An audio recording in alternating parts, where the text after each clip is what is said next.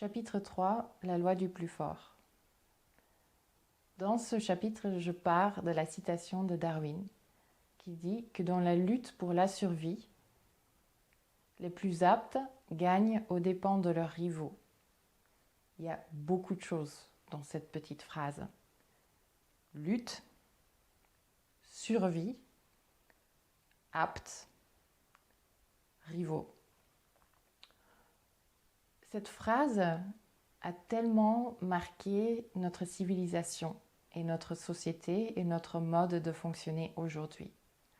On part du principe que la vie est une lutte de survie, donc on ne s'épanouit pas, on ne parle pas d'épanouissement, on ne parle pas d'une vie qui nous apporte, qui nous enrichit, mais on survit simplement. Et c'est l'état dans lequel la majorité de la population mondiale se trouve aujourd'hui. Ils essayent de survivre au lieu d'avoir une vie épanouissante.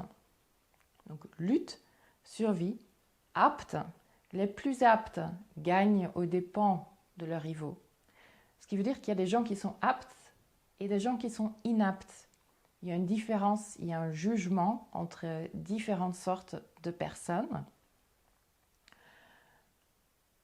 Et les aptes, ils gagnent de leurs rivaux, les inaptes. Donc il y a une lutte, une compétition, rivaux, la rivalité, on parle de la compétition, on vit dans une société de compétition. Et ceux qui sont capables de gagner des autres, eux, ils prennent le pouvoir. Donc il y a des gens qui ont le pouvoir, il y a des gens qui n'ont pas de pouvoir. Et c'est justifié dans cette phrase. En fait, ça résume le monde dans lequel on vit aujourd'hui. Ça résume la pensée dominante ou la pensée qui a été dominante pendant très longtemps dans notre société. Bien que cette pensée, on le voit bien, aujourd'hui est en train de changer. Et surtout dans le peuple, dans la population. Bien sûr pas dans les gens qui pensent qu'ils font partie de la catégorie des aptes et qui ont le droit de gérer le monde. Pour moi, la compétition n'est pas un état d'être naturel. C'est quelque chose qu'on apprend. Un enfant ne naît pas dans un état compétitif. Mais on l'apprend.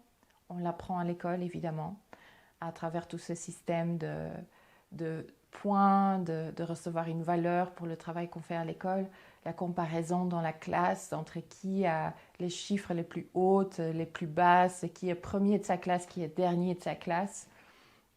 Donc là, on crée une hiérarchie, on crée déjà la compétition, on crée déjà la division entre les aptes et les inaptes.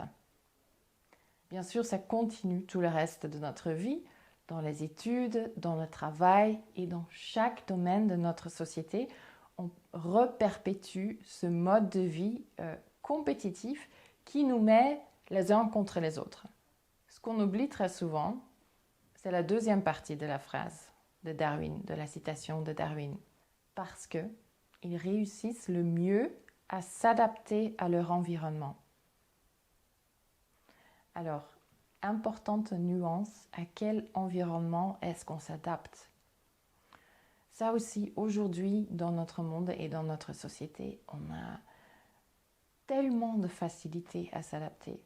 L'être humain s'adapte très très facilement à tout un tas de circonstances. Le problème, c'est qu'aujourd'hui dans le monde et dans notre mode de vie, dans notre société, on s'adapte à des circonstances qui sont nocives pour nous, pour notre vie, pour notre bien-être. C'est parce qu'on a cette énorme capacité d'adaptation qu'on est capable de rester dans une relation abusive, qu'on est capable de détériorer notre santé physique jusqu'au point où il y a un point de non-retour, où on a vraiment une maladie grave.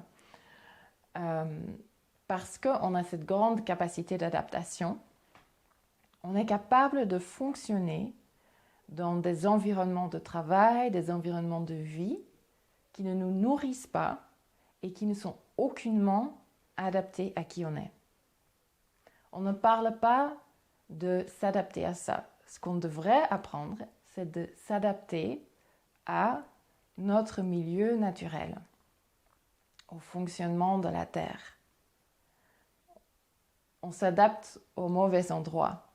On ne devrait pas s'adapter à un système ou un mode de vie qui est malsain pour nous, mais on devrait réapprendre à s'adapter au rythme naturel de la vie, à retrouver un fonctionnement qui est en harmonie avec les rythmes des saisons, à retrouver un fonctionnement qui nous rapproche de la Terre, qui nous permet de vivre en harmonie avec les éléments.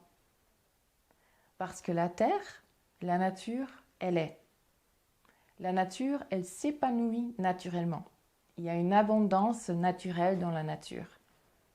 Plus on s'approche de cet état d'être, plus pour nous aussi, on retrouve une bonne santé, on retrouve un fonctionnement qui est fluide, on retrouve une abondance naturelle dans la vie.